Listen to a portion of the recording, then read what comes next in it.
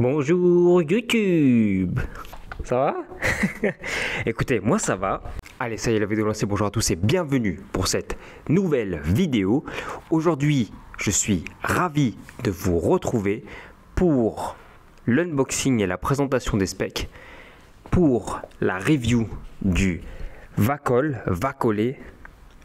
C020 Max. C'est une review que vous m'avez demandé et le partenaire Buy Best Gear, que je remercie, a accepté de me l'envoyer pour que je puisse vous faire une vidéo complète dessus. En plus, on va faire une comparaison avec le Lankelese qui est à l'arrière, puisqu'on va parler de bimoteur, notamment de bimoteur pliant. Donc ça sera un bon comparatif. Pour ceux qui découvrent la chaîne, bonjour à vous, je m'appelle Marc. Si jamais le contenu de review et de live t'intéresse, n'hésite pas à t'abonner. Je t'invite également à t'inscrire sur la newsletter pour tout ce qui va être dossier, un peu insight, etc. sur la vie de la chaîne, mais également sur la vie du monde de l'e-bike, des technologies, etc.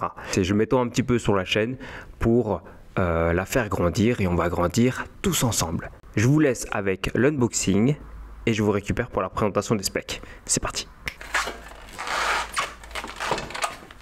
Oh les amis, il y a un truc dont je suis amoureux déjà, c'est les étriers. Le rappel de couleurs, le gris et orange, c'est magnifique ensemble. Ça a été très rapide hein, comme unboxing. La batterie arrive dans un carton séparé. Alors on a un panier avant que je ne vais pas installer, mais très pratique ça. En vrai, ils sont super pratiques. Les clés se trouvent dans la boîte à côté, hein. Donc ne jetez pas la boîte si vous n'avez pas les clés. Ici, 48 volts 20 ampères Samsung. Alors dans cette boîte, nous avons le chargeur ainsi que une sacoche. Où ils ont été malins, ils ont filé une sacoche, mais dedans vous avez le reste des équipements. Alors, ils nous ont offert des petits cadeaux. Une pompe. Vous avez même de quoi gonfler un ballon. Porte-téléphone. La pédale qui nous manquait. Oui, un set d'outils. Les rétros. Et vous avez ça pour pouvoir visser dessus. Bon, ces rétroviseurs, je pense pas que je vais les installer. Je préfère... pour ceux qui connaissent un petit peu, vous savez que j'ai mes propres rétroviseurs. Vous allez les retrouver sur mon site internet. Vous allez sur le site et vous cliquez sur l'onglet équipement. Et là, ça vous ouvre un Google Doc. Vous avez tout. Les équipements, etc. que j'utilise. Ouais, bon. Le manuel est inutile. Alors, il faut savoir que ce vélo, il arrive avec deux configurations. Un avec capteur de couple, l'autre avec capteur de cadence. J'ai demandé à essayer le capteur de couple parce que ça sera la première fois. Et c'est pour ça aussi que je voulais tester ce biclou. C'est tester un bimoteur avec un capteur de couple. Qu'est-ce que ça fait? Nous sommes sur un cadre en alu. La batterie, c'est une Samsung, comme on a pu le voir. Ils disent que ce sont des cellules 21700. Je regarderai de plus en détail sur la batterie pour voir si c'est le cas. Si c'est le cas, c'est vraiment un argument de fou. Parce que, pour rappel, ce qui fait le prix des vélos, ça va être principalement la batterie et tout ce qui est partie électronique, c'est-à-dire les moteurs, la qualité des moteurs, les contrôleurs, l'afficheur. Les moteurs sont du 750 watts x 2. Le couple sur un moteur c'est 60 Nm maximum je suppose. Les pneus on est sur du Shaoyang. Alors c'est du bon milieu de gamme. Mais on va sur des bimoteurs comme ça. Vu qu'il y a beaucoup de tensions qui sont mises sur les roues. Et j'ai pas envie de crever avec.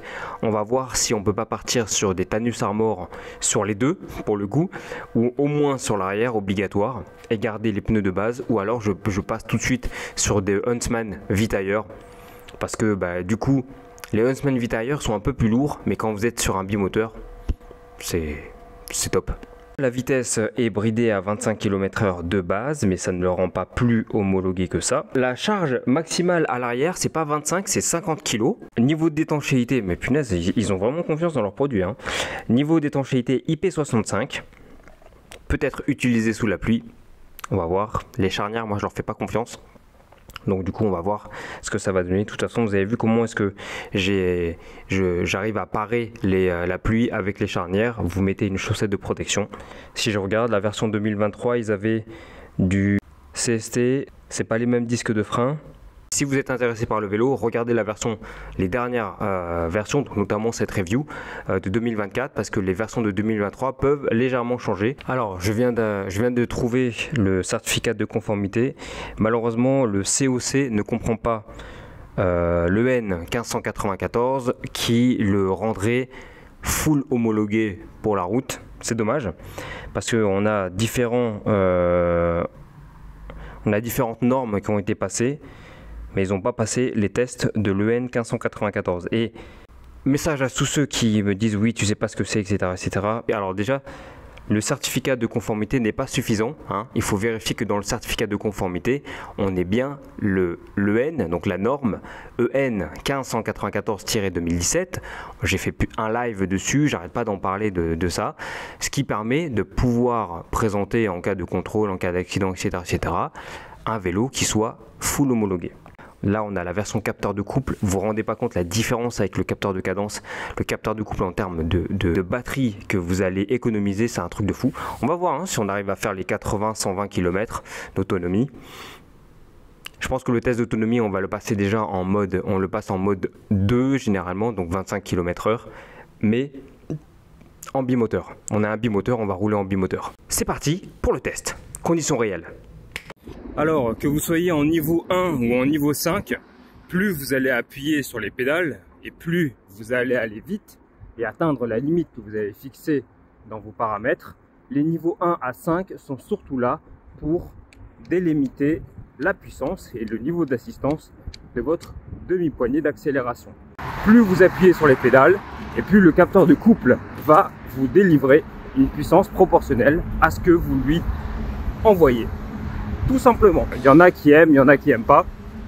Moi, je trouve que c'est très pratique. Ça joue vraiment sur la base du vélo, c'est-à-dire le pédalage.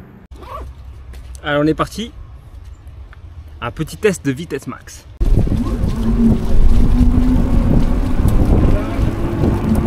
Pour pédalage,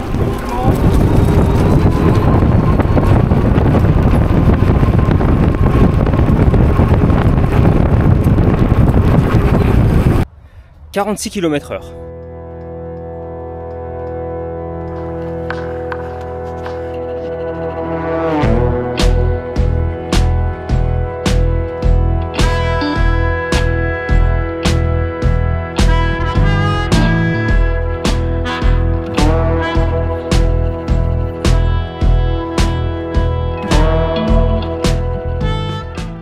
Premier ride, je peux tout de suite voir au niveau des éclaboussures, ça vient du garde-boue. Le garde-boue descend en fait. Le problème, c'est que ce sont des garde-boue qui sont en alu, mais qui sont fins. Et donc du coup, ça n'empêche pas les projections de passer. Vous pouvez voir ici que les gouttes sont passées.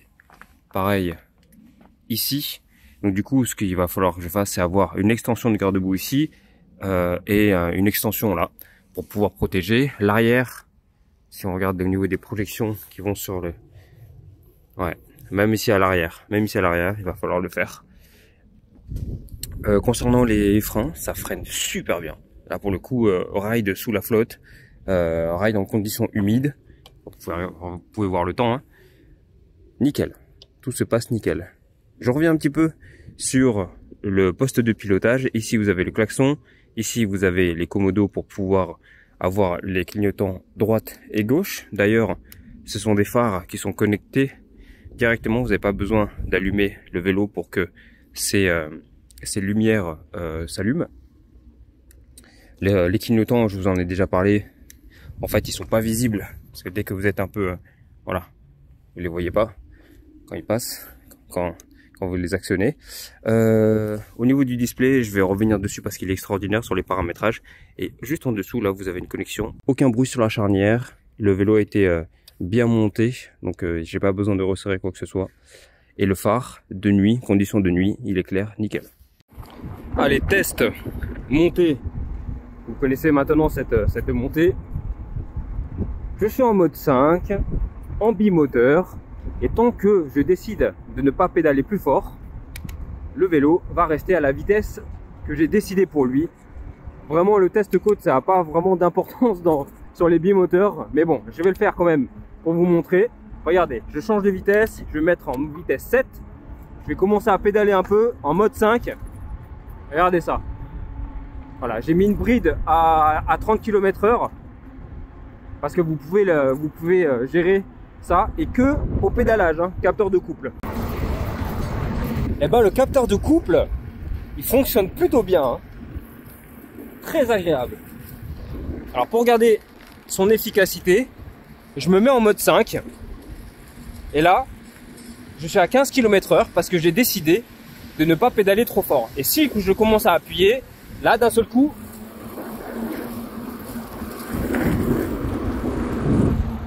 là ça lance l'assistance. Vraiment une bonne surprise. Bimoteur capteur de couple, c'est intéressant. C'est intéressant. Je vous l'ai déjà dit, moi je suis team gros moteur à l'arrière, mais c'est vrai que le bimoteur, ça permet de décharger la tension sur les engrenages, d'avoir deux moteurs, ce qui fait que du coup vous pouvez avoir deux moteurs de moyenne gamme et ça fonctionnera très très bien ensemble.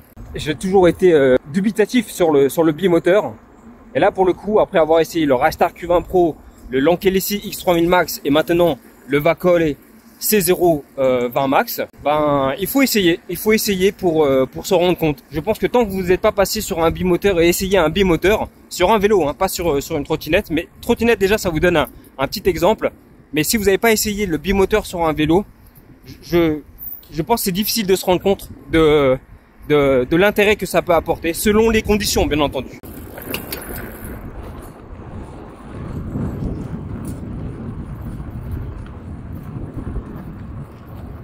« 37 km 1 et j'ai perdu la deuxième barre. Sachant que j'utilise le bimoteur, je fais 1m74, 80 kg, mais j'utilise vraiment le bimoteur.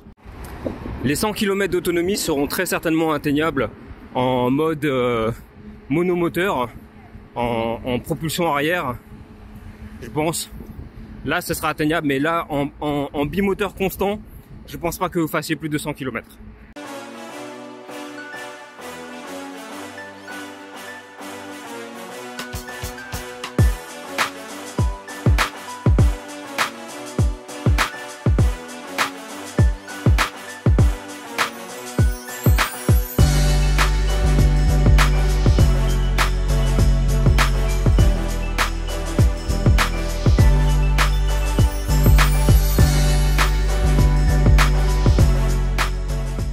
109,8 ». Là j'arrive à destination et de toute façon il me reste plus qu'une barre, c'est la fin. Arrivé au Bercail, plus qu'une barre, là j'ai plus du tout. Et j'ai fait 111 km avec une moyenne de 20,1, 20,4, 20,1. Ici, ma vitesse max, 49,2, mais c'est parce que j'étais en descente. Et oui, la vallée de Chevreuse, ça monte, ça descend. La condition du test, c'était de rester en bimoteur. On a un bimoteur, on reste en bimoteur pour en tout cas le test d'autonomie. L'avantage, c'est que vous pouvez choisir avec le bouton I. Vous restez appuyé, vous pouvez choisir de passer sur le moteur avant, arrière, etc. Rentrer de nuit en famille, c'est extraordinaire.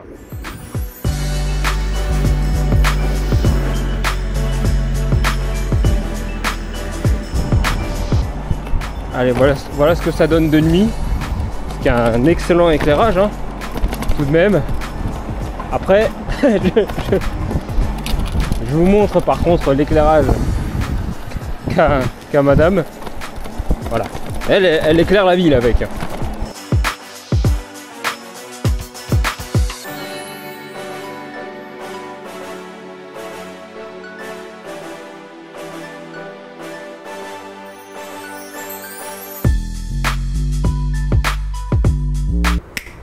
Allez, on est parti pour la conclusion. Protocole de test. 204 km, 1m74, 80 kg. Conditions de test, là on a eu de la chance, c'était idéal. On ne s'est pas chopé des grosses pluies ou quoi que ce soit, même si on a fait des tests pour rouler sur sol mouillé, pour pouvoir tester un petit peu le comportement du vélo sur l'herbe, sur les pavés, etc. Le test de nuit également, comme vous avez pu le voir tout au long de la vidéo, je me suis éclaté avec ce vélo. Mais on va commencer tout de suite par les points négatifs, positifs et on terminera par la conclusion pour savoir si ce vélo est fait pour vous ou non. Sur les bimoteurs, j'ai eu le Rystar Q20 Pro, le Lankelese X3000 Max et le Vacol, le Duotz S26 et le Vacol CO20 Max. Alors, je vais comparer les 20 pouces avec les 20 pouces. Vous avez vu que là, on a fait la comparaison, il y a une vidéo sur la comparaison du Rystar V6, le Lankelese. Plus tard, je vous ferai une vidéo comparaison entre le Vacol et le Lankelese X3000 Max. J'ai testé quelques modèles en bimoteur et beaucoup de modèles en monomoteur. Je pense que pour ceux qui sont vraiment contre les bimoteurs, essayez de rider sur un bimoteur pour vous faire une idée d'abord. Du coup, moi j'ai les deux sensations. Avant de rider sur un premier bimoteur, j'étais vraiment dubitatif et j'étais complètement contre. Après avoir ridé sur un bimoteur, je préfère les monomoteurs et ça j'en ai parlé déjà en live, mais c'est quand même intéressant de tester les bimoteurs. Ça permet d'atténuer un petit peu au lieu d'avoir une idée qui est trop arrêtée du genre bimoteur ça sert à rien, monomoteur c'est la vie. Essaye les deux et tu verras. Moi, je sais, mon avis personnel, c'est que je préfère le monomoteur sur les e-bikes. Mais tu vois, pour les trottinettes, par exemple, j'ai été longtemps monomoteur. Le jour où je suis tombé sur une bimoteur en trotte, je me disais, en fait, les bimoteurs en trotte, je me disais, ça sert à rien, c'est trop lourd, je vais chasser de l'avant, etc., etc. Premier monomoteur en trotte, premier bimoteur en trotte, qui était je crois que c'était la Kugo G Booster. J'ai adoré, et tout ce que je pensais sur le bimoteur, ça a changé du jour au lendemain. Là, pour les fat bikes, vu que j'ai testé plusieurs modèles, je reste toujours la team monomoteur. Comme je vous l'ai dit en live, je préfère un gros monomoteur à l'arrière, mais il y a des avantages à avoir un bimoteur et j'en ai déjà parlé en live de ça. Les points négatifs sur ce vélo. Alors on parle d'un vélo qui est à ce prix là quand même, donc 1490 €. Avec mon code vous avez accès à une réduction. N'hésitez pas à passer dessus, mais n'hésitez pas à l'utiliser, mais attendez la fin de la vidéo pour savoir si ce vélo est fait pour vous ou non. Premier point négatif. Alors le premier point négatif que je vais lui trouver, ce sont ces garde-boue. Je suis pas fan des garde-boue métalliques. Voilà, qui en plus en fait ne sont pas, je trouve qu'ils sont pas adaptés pour des fat bikes parce qu'ils sont adaptés pour du 20 x 3 mais ils sont pas adaptés pour du 20 x 4 parce que en fait ils sont trop étroits. D'accord, ils couvrent pas assez, contrairement aux garde-boue en plastoc, ils ne couvrent pas assez. Le deuxième point négatif, j'adore ce display, il est super pratique. Le fait de pouvoir activer ou désactiver la gâchette d'accélération en mettant une gâchette ou une demi-poignée à 6 km/h, je trouve ça super. Je trouve que les prises et tout ça c'est super propre. Malheureusement il n'a pas le voltage. Et c'est vrai, et vous le savez, ça rentre dans les points négatifs dès qu'il n'y a pas le voltage. Troisième point négatif, la selle. Alors cette selle, elle a une pile, donc vous pouvez l'allumer. J'ai choisi de ne pas le faire parce que je trouve que c'est un peu gadget. Surtout que vous avez un bon phare à l'arrière déjà, et c'est une selle qui est pas confortable. En fait, elle chauffe vite. Donc du coup vous sentez vraiment la friction et sur des longues balades, donc vous savez que je teste les vélos en conditions réelles, hein, je fais pas le tour du parking comme on dit, je pense que ça va devenir une expression ça, le tour du parking, pour viser un petit peu ceux qui font juste un petit tour, une heure d'utilisation, puis après ils te font une conclusion. Donc ouais, pas fan de ça. Alors il faudrait peut-être que je porte des cyclistes, etc. avec, mais voilà, je trouve pas ça super agréable. Une selle top confort comme ce que j'ai mis sur mon Engine Pro 2.0 avec des selles XXL, ça ce serait vraiment cool. Ça se change facilement, ce sont des petits points négatifs mais qui peuvent très vite se modifier. Un autre point négatif ici, que les prises moteurs ici soient des prises qui se vissent. Je compare par rapport au Lank LSE par exemple qui a une gaine qui est super propre. Et ben voilà, on a fini avec les points négatifs. Je peux pas lui en trouver beaucoup plus par rapport à l'utilisation que j'en ai eu, surtout avec le smile que ça m'a donné tout le long du test. Premier point positif, c'est que c'est le premier bimoteur que je teste avec un capteur de couple. Donc les capteurs de couple, j'en ai déjà présenté sur la chaîne.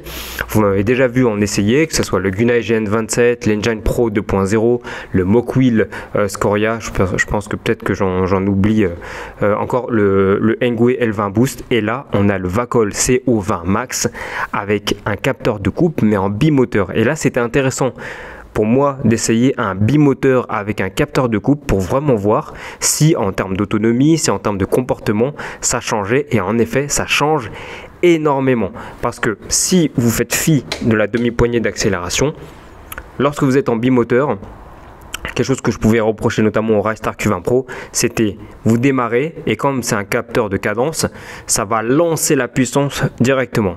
Et bien là, vous pouvez vous mettre par exemple à 20-30 km/h en limite, vous vous mettez en mode 4 par exemple, vous faites un démarrage et en fait, vu que c'est un capteur de couple, le démarrage va être proportionnel à la force que vous allez mettre sur les pédales.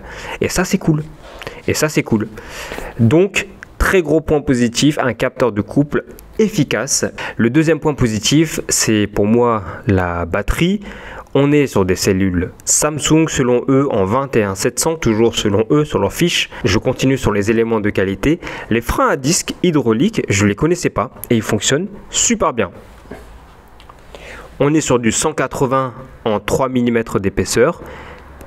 Franchement, le top.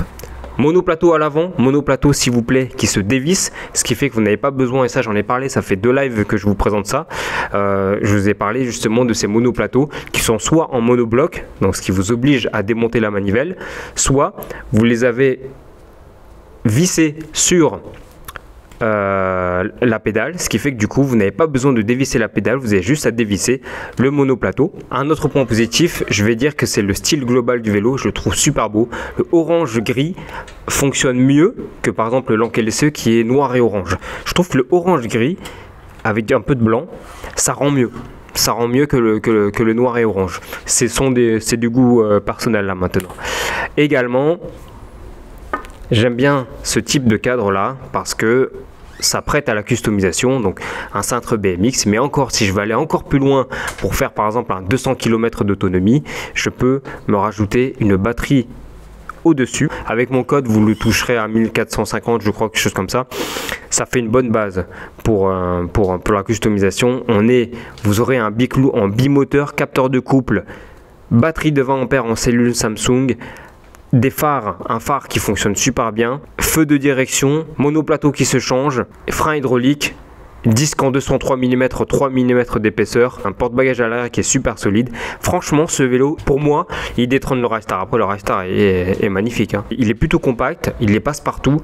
Le fait d'avoir ce bras de potence pliable, etc., ça donne vraiment l'impression qu'on est sur un vélo, voilà, type le P2 ou l'Engine X ou l'Engine Pro de chez Engwe ou même le Sambike. Et donc, du coup, ça attire pas tellement l'attention. Après, en utilisation en tout chemin, il y a vraiment moyen de se faire plaisir. Je mets le point sur tout chemin, un VTC, c'est pas un VTT, d'accord? Le poids va faire que les vibrations constantes, etc., c'est pas bon pour les articulations et les charnières.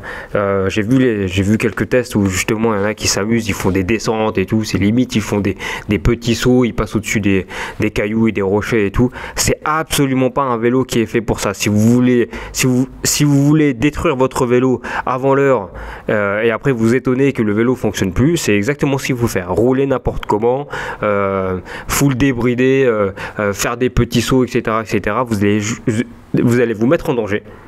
Je sais qu'il y en a qui font ça dans les vidéos parce que ça donne un côté un peu plus cool, etc., mais c'est absolument pas quelque chose à faire. Donc je vous conseille, cantonnez-vous sur du VTC, du chemin de terre, du chemin de forêt, de la terre battue, etc. Voilà, mais passez pas sur des gros cailloux, vous amusez pas à faire des espèces de sauts ou des trucs comme ça, vous allez juste vous mettre en danger pour rien. Et puis ouais, voilà, faites attention à vous là-dessus. Je sais ça peut être vite grisant d'avoir un bimoteur, de voir qu'on a juste à pédaler un peu et on sent qu'on monte toutes les montées, etc. Mais il faut faire attention quand même, prenez soin de vous quand même là-dessus, notamment sur les tests et sur votre excitation lorsque vous utilisez ce type de biclou. Donc voilà, je remercie encore By Best Gear pour la collab. C'est la deuxième fois que l'on collabore ensemble. Donc merci pour leur confiance. En mention By Best Gear, on avait acheté plusieurs vélos déjà de base chez eux. Je trouve que leur site est plutôt bien fait et que les livraisons et le suivi des colis est plutôt pas mal. Donc voilà, j'espère que cette vidéo vous aura plu. Si c'est le cas, n'hésitez pas à me le faire savoir dans les commentaires. Et vous, est-ce que vous auriez imaginé un capteur de couple sur un bimoteur? Est-ce que vous avez déjà essayé un bimoteur d'ailleurs? Dites-moi ça dans les commentaires. On débrief de la vidéo samedi soir, 20h, comme d'habitude. Cette semaine, ça sera samedi soir à 20h. Je vous souhaite à tous de très bons rides. Prenez soin de vous. Faites du sport. Sortez couverts. Casque, gants, rétroviseur obligatoire. Et levez. Toujours lever, les amis. Regardez, il est plutôt pas mal, hein?